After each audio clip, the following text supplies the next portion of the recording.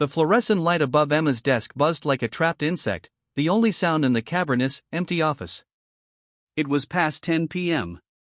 Spreadsheets glowed on her dual monitors, a fortress of data built to keep other thoughts at bay. To keep the silence of her apartment at bay. A sudden scritch made her jump. It wasn't loud, but it was utterly alien in the digital hum of the office. It came from the back of the floor, near the abandoned brainstorming nook nobody used since the department restructure. Scritch. Scritch, scritch. Like a nail on a hard surface.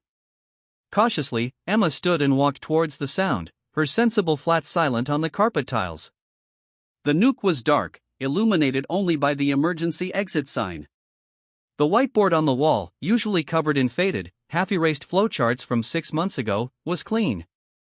Except for a single, fresh word, written in messy, childlike cursive, as if by an invisible hand. Hello? Emma blinked, a nervous laugh catching in her throat. A prank. Had to be. The night security guard, maybe, trying to spook her. Very funny, Dave, she muttered to the empty air. She turned to go back to her desk. Behind her, a soft, squeaking sound. The sound of a dry erase marker moving against whiteboard plastic. She spun back. Beneath the first word, a new sentence had appeared. Is anyone there? The blood in Emma's veins went cold. This was no prank. There was no one there. The marker tray was empty. The words were just manifesting. Her heart hammered against her ribs. Part of her screamed to run, to grab her bag and never look back. But a morbid, terrifying curiosity rooted her to the spot. She took a hesitant step closer. Who is this? She whispered. For a moment, nothing. Then, the squeaking started again, slower this time, more deliberate. The messy cursive began to form new letters directly in front of her eyes. A friend. Terror and a bizarre sense of loneliness warred within her. This was impossible. She was hallucinating from stress and lack of sleep. You are sad. The board wrote. The bluntness of it was like a physical blow. What do you want? Emma asked, her voice trembling.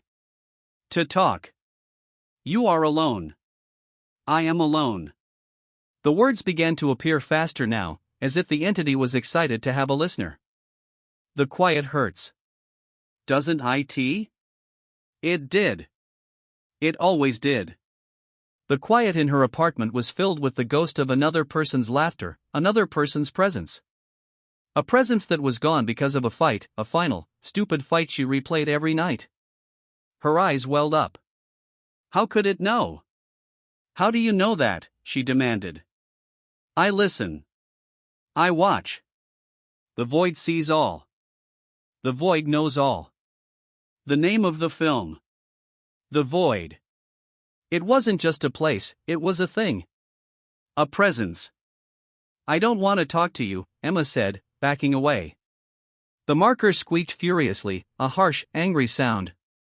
Words scrawled across the board, overlapping, frantic. Don't go. Please. It's so dark here. So cold. You don't know what it's like. I said leave me alone. I can help you. The board wrote, the letters suddenly calm and precise again. You want him back. I can make him call. I can make him forget the fight. Emma froze. Her breath hitched. What? James. You want James to come back? I can bring him. I can bring him through.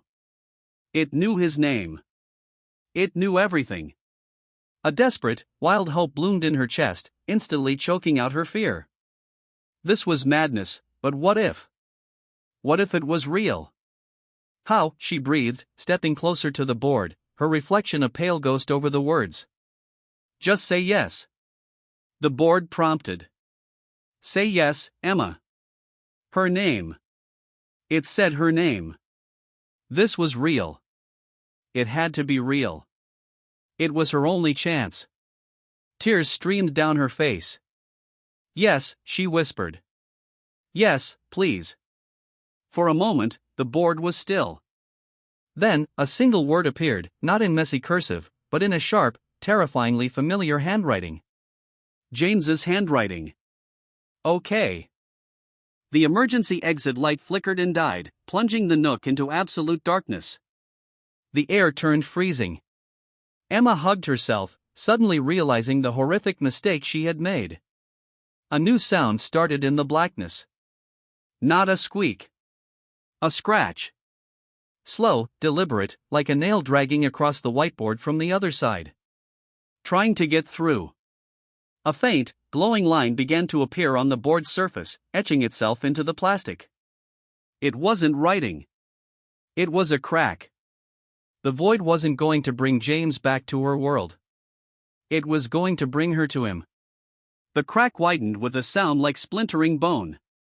From within the impenetrable blackness behind it, Emma heard a faint, desperate voice that sounded like James, screaming her name from a million miles away. The last thing she saw before the void swallowed her whole was a final, glowing message etching itself onto the fracturing board. Thank you. It's so lonely here.